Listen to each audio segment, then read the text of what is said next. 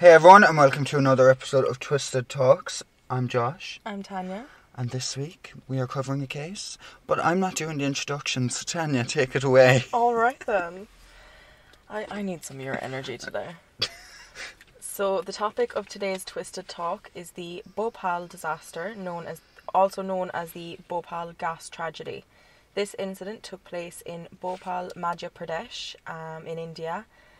On the night of December 2nd, 1984, there was a catastrophic chemical leak. When you. Have you ever had a dream there was a catastrophic chemical leak at the Union Carbide India Limited pesticide plant. More than 150,000 people were left severely disabled, and 22,000 people have since passed due to their injuries. This is considered one of the worst industrial disasters in the world. A huge amount of methyl isocyanate, or MIC, or MIC, as we'll probably be referring to it throughout the episode, as well as other deadly gases were being stored at this facility, and somehow none of the safety systems in place at the plant prevented the disaster. Now I'm going to pass you over to Josh before I give away far too much. Oh shit, what was I going to say? Oh, actually, as well, one of the things I'd read, this was the worst industrial disaster until Chernobyl happened. A year later. This was a year before Chernobyl.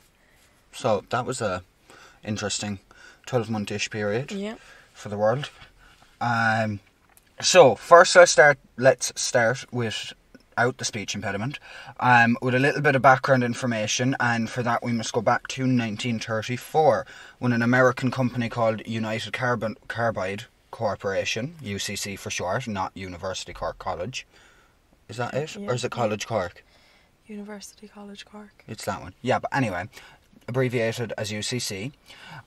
They created an Indian subsidiary under the name Union Carbide India Limited, so UCIL for short. And obviously I will likely use the abbreviations as opposed to the full names throughout the case. Yes. So UCC were the majority owners of UCIL, meaning that they practically controlled all actions undertaken by UCIL. So now we're skipping ahead about 20 years to the 1950s, and during this time an agricultural boom had begun. New seeds had been developed, which resulted in huge harvests. The agricultural step forward significantly increased the amount of food production worldwide, and it was a time that was named the Green Revolution, or the Third Agricultural Revolution. Now, UCC were eager to be a part of this revolution to generate profit and financial gain through increased pesticide sales. So the company made the decision to build a new pesticides formulation factory in India so that they could produce large amounts of the UCC product 7, which was their brand name for a synthetic insecticide known as Carbaryl. UCC, through their subsidiary UCIL, leased land from the Indian state of Madhya Pradesh. Is that how you said it? Okay. Madhya Pradesh. In 1969, and they began the development of their new factory in Bhopal. UCC's 7 pesticide is made by combining alpha naphthol with methyl isocyanate, also called, as Tanya said, MIC. Now, so that we know a bit about them, I am not a science person, so please bear with.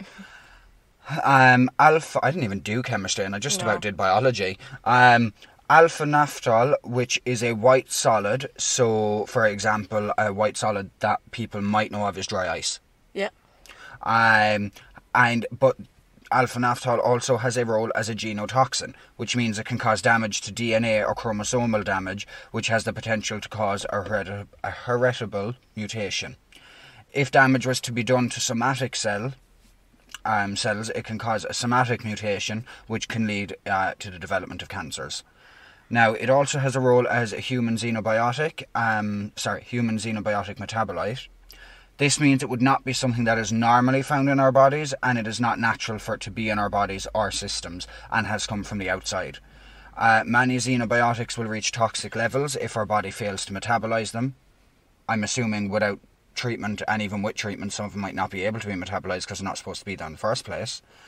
Now, there's a lot more to them, but I don't want to spend too much time on the science of it, and quite frankly I don't understand some of what I read, so I won't be bringing it up. But if you are interested in reading up more, check out the episode resources, and a quick Google search will also give you a lot of information. Just make sure it's obviously reputable sites. So then we have the MIC, or methyl isocyanate, which is a liquid, extremely flammable, and when exposed to air it easily evaporates. It does not have a colour, but it does have a strong smell. Now I'm not sure if it naturally has a strong smell, or if with other gases that's added for safety reasons. Not sure. Now when IC is being shipped and handled, it must be in a special container and treated as not only a flammable liquid but an explosive one. So exposure to MIC fumes or vapour can cause severe irritation to the respiratory tract and eyes. Not only that, but if it is also corrosive to them as well. So that sounds fun. Extremely painful. Symptoms can include cough, chest pain, shortness of breath, watery eyes, eye pain, and that's only to name a few. There's also respiratory symptoms that can occur immediately in response to exposure and worsen in severity over time. Symptoms such as pulmonary edema, bronchial spasms. Again, not all the symptoms a person can get, just a few. In terms of exposure and acute effects and things, we'll get more into that later, and Tanya will get into the long-term effects as well. Now, there is also no antidote for MIC poisoning. Its effects can be treated, like the symptoms of it, I guess, but there's no specific antidote for the actual poisoning itself. Inhalation of large amounts would likely require a person to be hospitalised. Direct skin or eye contact with MIC liquid or vapour may need to receive treatment for chemical burns or serious eye injury. But as I said, we'll get into that more throughout the case and as the disaster unfolds. Now, when the new factory in Bhopal initially opened, the MIC needed was actually imported from the States, from the USA, and their pesticide 7 was then made on site once that had been imported. However, importing the MIC from the USA all the way to India was, as you can imagine, not convenient for Union Carbide's profits. On the 2nd of December 1973, exactly 11 years before the disaster, seems as it kind of started on the night of the 2nd going into the 3rd, the management committee of Union Carbide Eastern Incorporated, yet another subsidiary of the Union Carbide Corporation, typo on my behalf, apologies, were presented with 3 documents. Now those documents being a 2-page internal memo showing the UCC's plan to begin manufacturing MIC at the Bhopal factory, and the other 2 being supporting documents such as a 4-page capital budget plan and a 44-page project proposal. However, UCC's plan was delayed by the Indian government. On the 1st of January 1974, India enacted the Foreign Equity Regulation Act. This statute required all foreign equity holdings in Indian companies to be no more than 40%. This meant that UCC could not legally own more than 40% of UCIL shares, because even though it was a subsidiary, it was still an Indian company. So at the time, UCC had owned 60% of the shares in UCIL. It was even in UCC's corporate policy manual that, quote, "it is the general policy of the corporation to secure and maintain effective control of an affiliate," unquote. So they were like, we're in charge, we call the shots wherever you are. UCC were not willing to lose control over UCIL, so in an attempt to move forward as the majority shareholder of UCIL, UCC proposed to the Indian government that it would start producing MIC in Bhopal, which was an exclusive UCC specialty, in return for being exempt from the Foreign Equity Regulation Act on the grounds that MIC production would need high technology inputs that were not available in India. So the Indian government granted the exemption, allowing UCC to keep 50.9% of UCIL shares. You get just enough. A little bit over half. Yeah, just enough to keep UCC as the majority shareholder, so that they were calling all the shots still. So that meant even minor UCIL decisions were made in consultation with UCC management in the USA. All the process designs in Bhopal were provided by UCC, including but not limited to operating manuals. The necessary information for the construction, start-up and operation of the plant were provided by UCC. UCC would not let anyone else know their exclusive formula and technical knowledge. UCC would only provide UCIL with the necessary instructions to run the plant. No India-based firm had any experience with MIC or 7 production. Okay. UCIL paid UCC for continual knowledge and safety audits, as UCIL did not have the technical knowledge to take care of the MIC unit properly. So they had no choice but to get it from UCC. UCC also created a design review process, which meant that American engineers conducted ongoing reviews of the Bhopal plant design. These reviews included safety monitoring. Now, there was, however, another issue before the MIC unit could be built. The factory was a stone's throw away from the Bhopal railway station, and the zonal regulations at the time prohibited polluting activity being located within 2 kilometres of railway stations. I guess maybe there's enough pollution coming from a railway station already. Yep. Despite this, UCC was once again able to persuade the authorities to grant it the necessary clearances to go ahead with their MIC unit.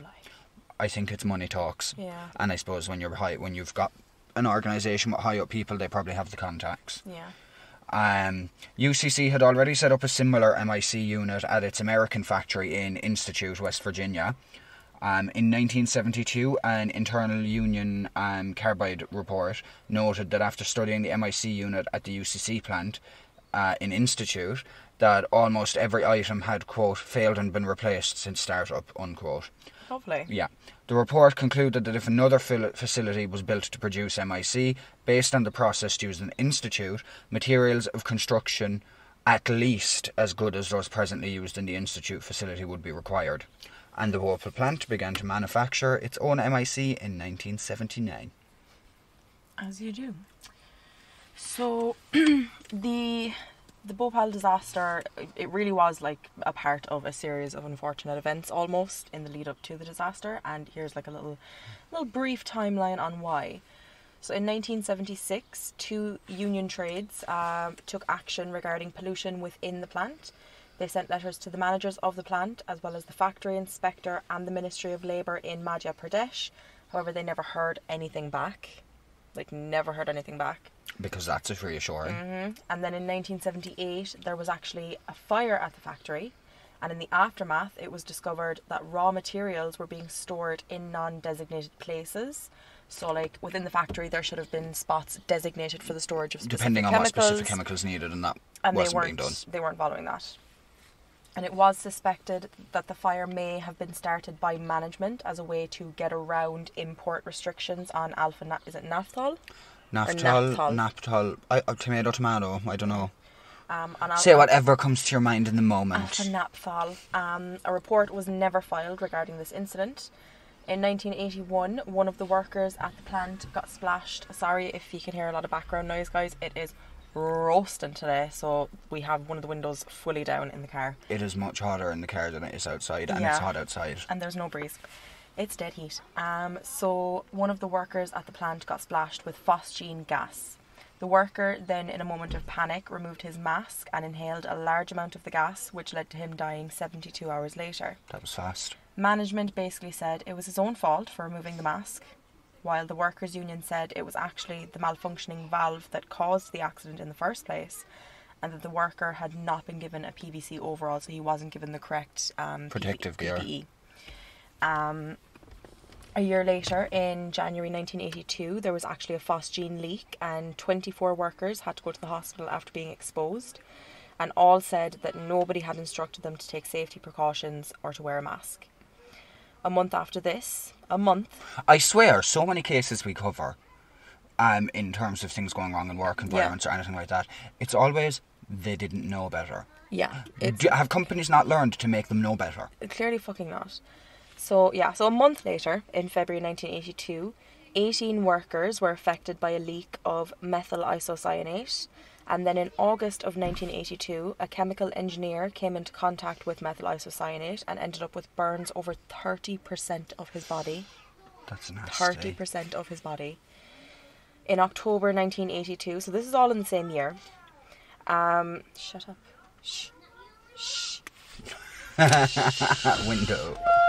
Oh my god. The one time the window had to be so noisy. It's never usually that loud. So this is all happening in the span of a year. So in October 1982, 2 months after the engineer was burned, there was another leak, and this time it was caused when an operator opened a valve in a methyl isocyanate pipeline. There was a joint linking this pipe to several other pipes, and it suddenly broke, releasing a cocktail of methyl isocyanate, methyl carbaryl chloride, chloroform, and hydrochloric acid. Yeah. Yeah. I'll have one of those, please. So, while attempting to stop the leak, the operator suffered extensive chemical burns, and 2 other workers were also severely exposed to the gas. Yeah. So, like, this is all... There's a history of fuckery here. Like, and there's more. There's more. There is so much more. Like, and this isn't even, like, the main event. This is like, we're 15 minutes into recording, like... So all through 1983 and 1984, there were recurrent gas leaks of the same substances, and these were methyl isocyanate, chlorine, monomethylamine or MMA, phosgene and carbon tetrachloride. Sometimes these were in combination, so again a little cocktail. Yeah.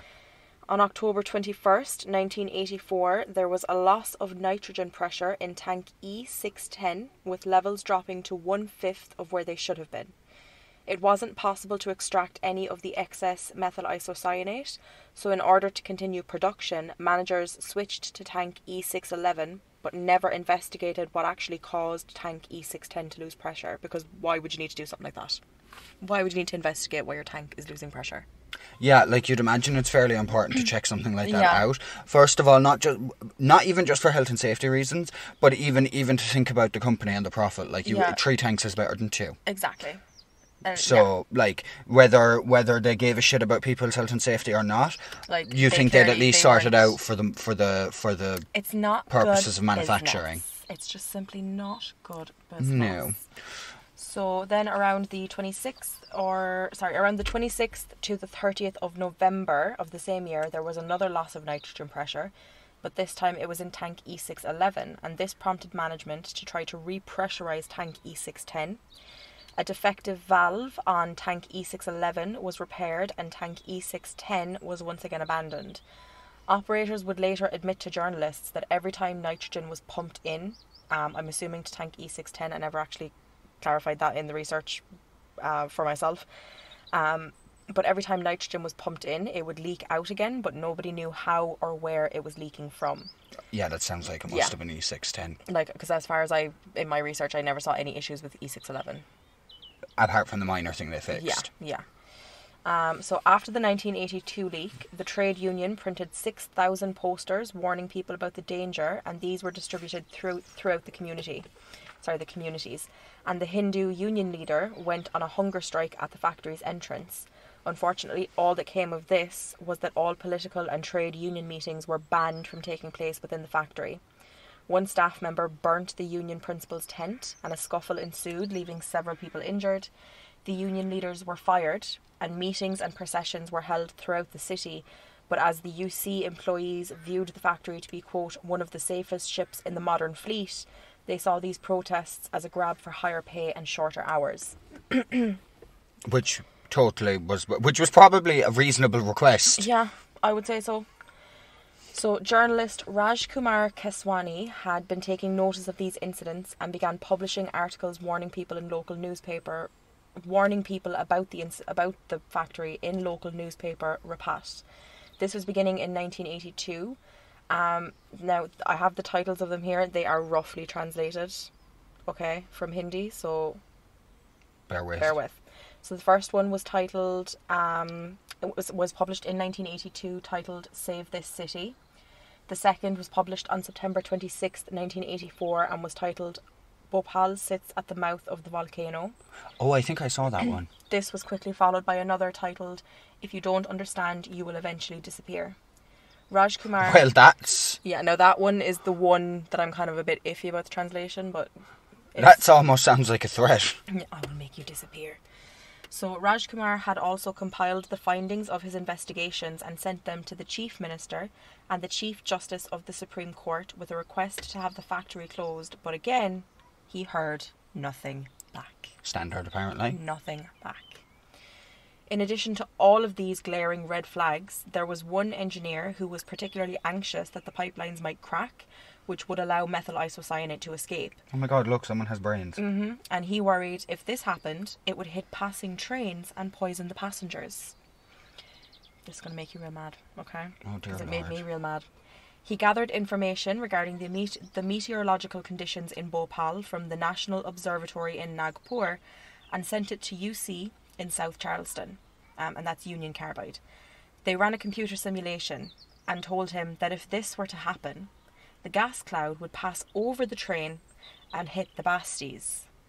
Now, according to Britannica.com, a basti is a collection of huts standing on a plot of land of at least 1/6 of an acre.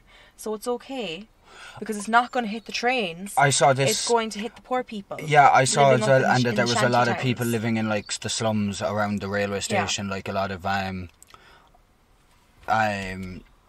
like I suppose their equivalent of, I think they used the term gypsies there. Or I don't know. I'm not sure. That's what it was in most of the research I read. But anyway, basically, they are the people that were settled around there in those areas in like not the best of conditions. So just one of their operators reported to them that he was concerned that people would be in danger, and they said, it's okay, it's just the poor It's people. okay, the people on the train will be fine. They can the poor afford a people. train, they'll be fine. Disgusting. That's it for my section.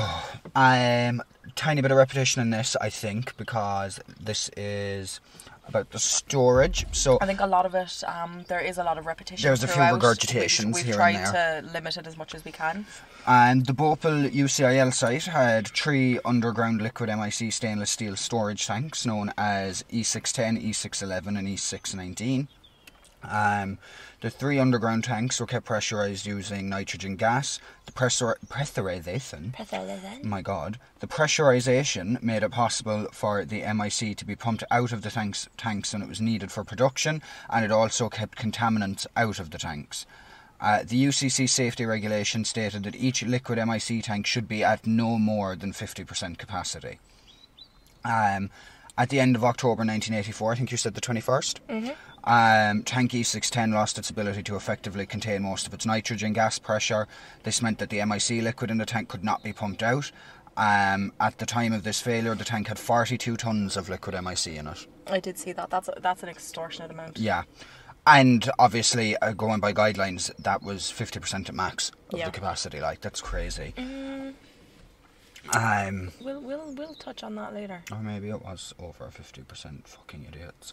That's the vibe I'm getting from that. So soon after this failure, MIC production at the Bhopal site was shut down for maintenance, and parts of the plant were also shut down for maintenance. This included the gas flare tower of the plant, as a corroded pipe needed to be repaired. And a gas flare tower is designed to burn off waste or unwanted gases.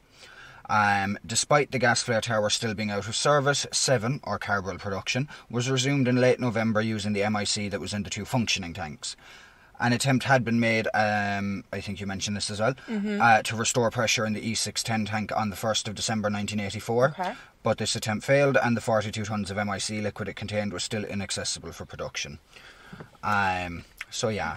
Okay, so this is a long section, lads. It's long. You're going to be sick of hearing the sound of my voice. Oh, this is the actual... This is the actual incident. So basically, after this, it might be time to go on to the next episode. Yeah, sorry guys. Because she's chunky, this one.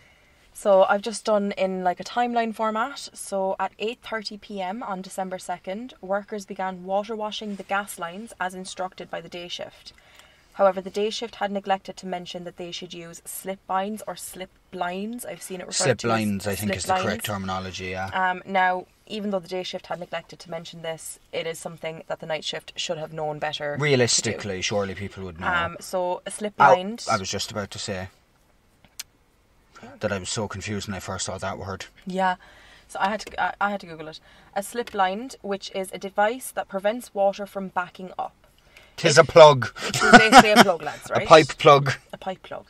If these had been used, the water would have been able to come out through the drain cocks, which is typically a tap or a valve used to draw water off from the lowest part of the pipes or tank to prevent it from backing up. When the water was not coming out through the drain cocks, it was cut off, the filters were cleaned, and the water was turned back on again. At 9:15, this is all PM, by the way, I don't know if I mentioned that. Oh yeah, because we're starting on the night of December 2nd. We start 8:30 p.m, we're now at 9:15 p.m. An operator was asked to flush the lines. He opened a nozzle on one of the pipes and inserted the water hose, and at 9:30 they began washing these lines. Once again, a slip line was not used, and the operator noticed that there was no water coming out of the bleeder lines, which is how excess water should have been drained out. He shut off the water and notified the methyl isocyanate supervisor, who ordered him to continue. The operator began pumping water into the lines once again. The water was being pushed through 4 lines, which were downstream of the methyl isocyanate storage area. So opposite direction. Mm-hmm. And this water was being pushed through at a high pressure. All 4 lines were connected to the RVVH. This is the relief valve vent header. And now, I'm not an engineer, and when I was Googling this, I was mostly getting stuff to do with a sports team. But I think that the RVVH is designed to release excess fluid or pressure from the pipes. Now, according to standard operating procedure, the maintenance crew would have prepared this job and closed the isolation valve between these 4 pipes and the RVVH.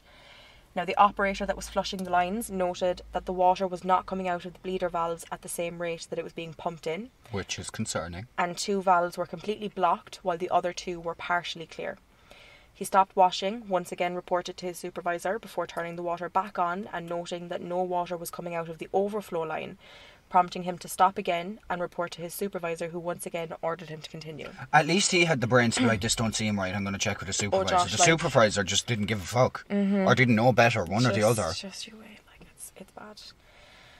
So at 9:45 p.m, the operator began washing out the pipes again, but the bleeders were still obstructed, and this soon caused water. This soon caused water to build up inside the pipes.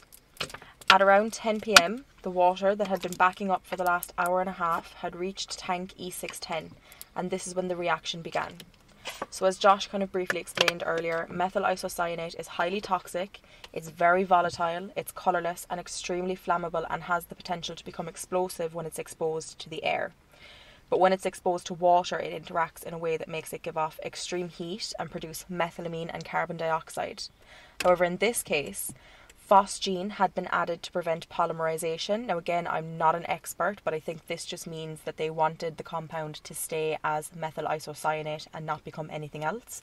So an example being ethylene, which can polymerize to become polyethylene.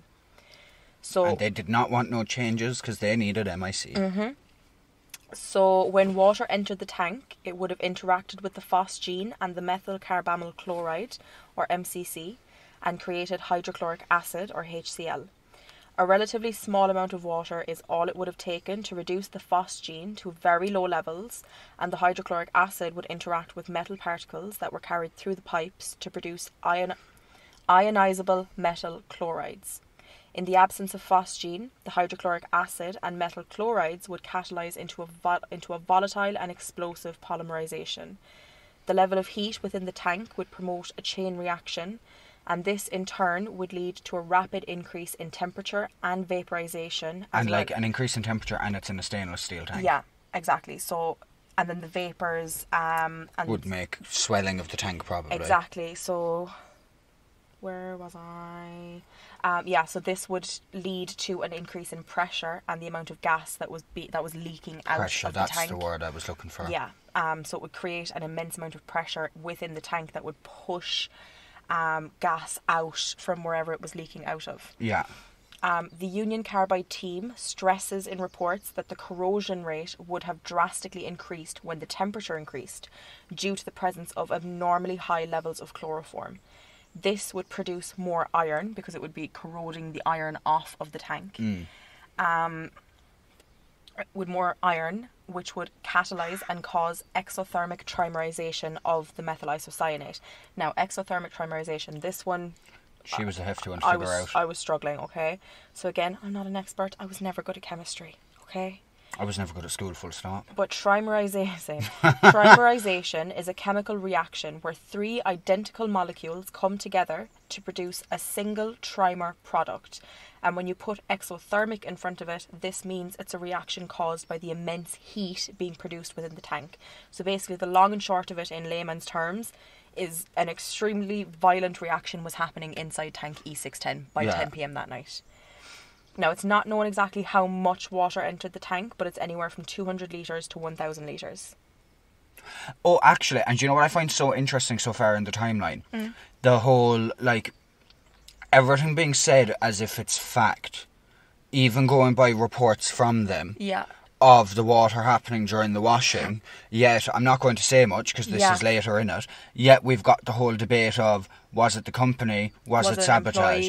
So happened? Like, how are they able to say, is it, maybe, I'm assuming obviously over time and further investigation, because this was I suppose the time of that night and immediately after kind of a thing. But I just find it interesting how at first they were able to all be like, oh, do you know, it must have been the washing and things like that, and then all of a sudden they're like, actually no. Yeah, because it's pretty much set in stone that it was a case of water got into the tank. But it's how. Yeah, it's how that there's a lot of speculation on. So at 10:15, what was meant to be the final transfer of methyl isocyanate from tank E611 to the 7 unit, which is where they manufactured the pesticide. Yes, the Carbide. Now, this is according to a log that has potentially changed or been altered, but for the sake of the timeline, we'll say this took place at 10:15. And I have more information on that later to do with logs. Excellent. At 10:20, so at 20 past 10, the pressure of tank E610 was checked and noted to be 2 psi, and an operator was told to use water to clean lines close to the tank. 10 minutes later, at 10:30, he was told to keep the water running and that the night shift would turn it off.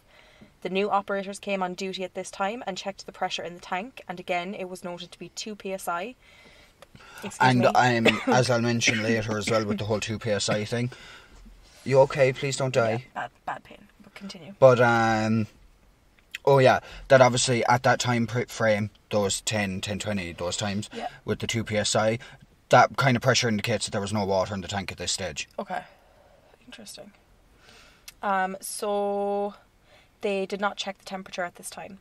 At 10:45, the shift change officially began and the unit was shut down for around 30 minutes. The third shift began to complain of throat and eye irritation from a methyl isocyanate leak close to the area where the line washing was taking place. At 11, the shift change was still happening and the first reports of a leak came in. A field operator reported a methyl isocyanate leak in an area near a vent gas scrubber, which would be the unit that they use to kind of filtrate the air and filtrate the chemicals out of the air. Kind of a purification procedure. Purification system, kind of. At this time, the pressure of tank E610 was noted to be 10 psi, and that was at 11. So that's gone up by 8 in less than an hour. In half an hour. An operator would later say that the PSI was at 2, but it was noted that this reading was from around 3 hours previously. At 11:30, another supposed final transfer of MIC to the 7 unit happened, and it appeared to come from tank E610 rather than E611. Gases were coming out of the VGS, the vent gas scrubber, and operators began to notice water and methyl isocyanate leaking in the MIC processing area. Operators on the ground level also noticed dirty-looking water spilling from higher above them in the MIC structure, as well as noticing MIC in the atmosphere. MIC and dirty water were also leaking from the relief valve vent header, or the RVVH. All absolutely fantastic signs. Where the pressure safety valve had been removed and the open end of the branch line was not blinded. So there was nothing to stop There was no plug. Nothing to stop it from coming out. They reported all of this to the methyl isocyanate supervisor and began seeking out the leak, which at this point was considered to be normal. That's concerning. It is concerning that if that's considered to be normal, like there's all these people already feeling a certain type of way because of it, and that's considered, I suppose, if they're saying normal, I'm assuming that's considered a minor leak. So now at midnight. At this point. We're at midnight, okay? So at midnight, operators found brownish coloured water and steam leaking from a drain cock that was 8 yards off the ground. The supervisor's recommendation was that they turn off the taps after they finished their tea break. And they all briefly saw a sentence about that. They all left to go to the cafeteria. But you know what, I suppose, for those of them that didn't know about her, if your supervisor tells you that go on your tea break, you're going to trust that they know what they're on about and be like, okay, I'm going to go take my break. If it wasn't safe to take my break and we need to do something, it will be said. Yeah, but the supervisor clearly did not know what the fuck he was doing. We kept being told to continue cleaning the fucking pipes. So, meanwhile, other operators had found a section of open pipes on the second level of the building near the vent gas scrubber and fixed a fire hose to it so that it would not be spraying out, and returned to the control room believing that they had contained the leak. Once in the control room, they informed the plant superintendent what they had done and about the MIC leak, and the superintendent told them to spray water around the leakage point. At 12:15, during tea break, some workers say that the alarm signalling a major release went off for several minutes, while others say that the tea break was normal. A tea boy. Sounds like a golf thing. Yeah, a tea boy who entered the room states that the atmosphere was tense and quiet and that the operators refused tea. In a total disregard for rules and operating standards, both of the supervisors and the superintendent were taking a break together in the main canteen for 45 minutes prior to the major release of the gas. Actually, because I don't want to say it if it's something you have, because it's something I read briefly and I don't know what section it's from. But do you have any more about the alarm? I have bits and bobs. Any more about so about there's 2 alarms. Do you want to just say it? Okay. Just say so it. basically, do you know how you said there was some reports of the alarm going off? Yeah. Apparently, it was the case of alarm went off, and at some point a second alarm went off, because there's one alarm that's just for the factory, and there's another alarm for... I have, yeah. Yeah? Okay, I shall wait. So the supervisors and the superintendent were in the canteen having their 45-minute break, and this is where they received word of the incident.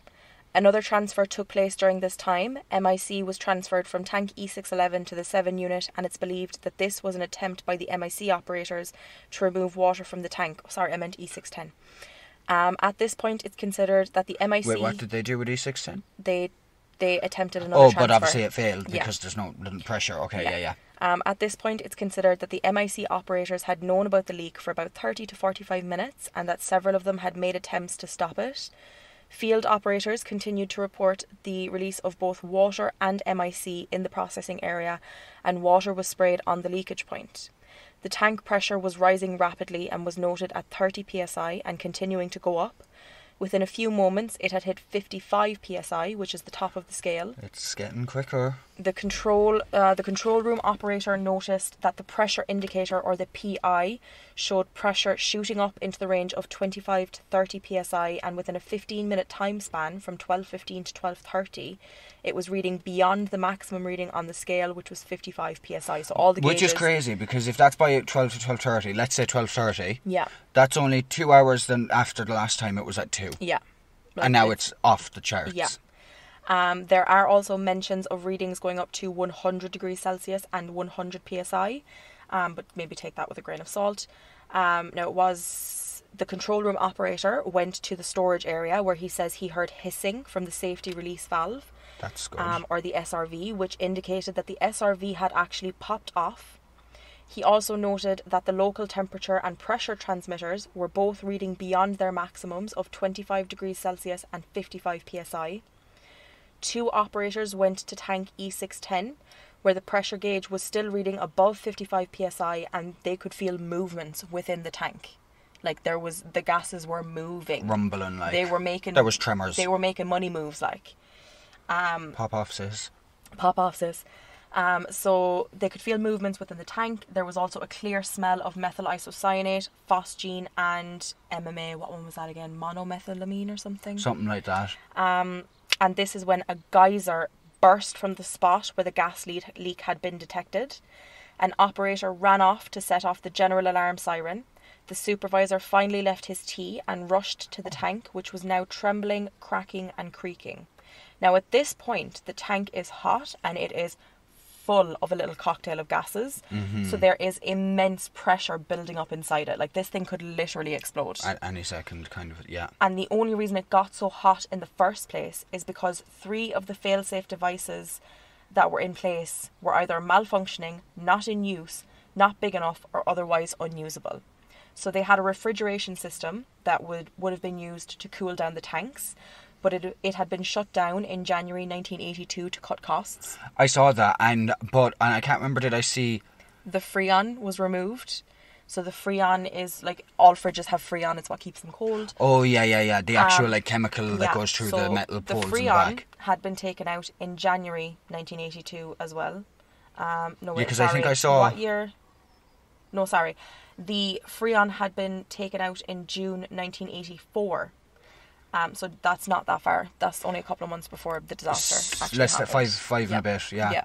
Because like I'd even seen, I don't know, I can't remember who the blame on that one lies with, whether it's UCC or UCIL, because I think I read something somewhere about in UCC's, like, we'll say policy regarding it, that the stuff in the tanks is always to be stored at 0 degrees, or something like that.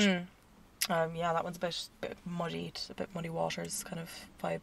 I'm putting up as muddy water everywhere, apparently. So there was also a high temperature alarm that was set to go off if it hit, I believe, 15 degrees. I have it somewhere later in my research anyway. That had also been disconnected.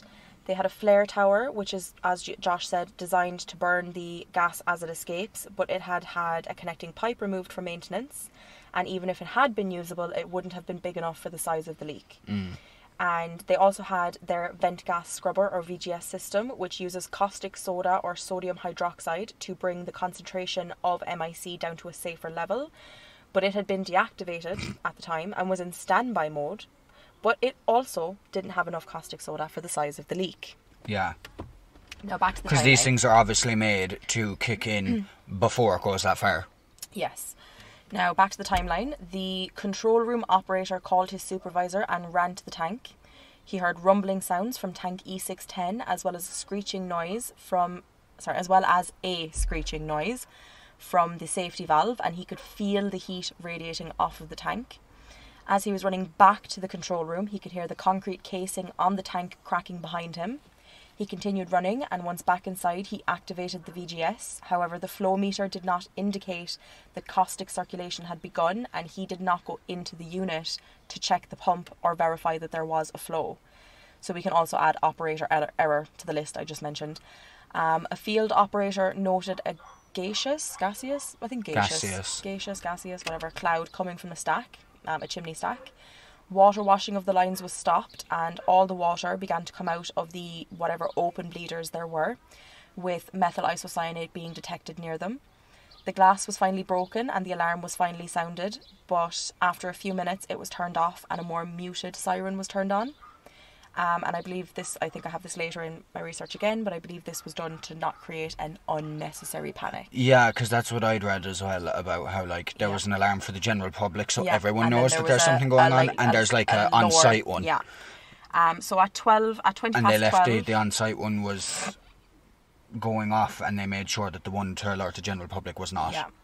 So at 20 past 12, the methyl isocyanate production supervisor notified the plant superintendent of the major release, and he arrived in the methyl isocyanate unit 5 minutes later and found high levels of MIC in the atmosphere.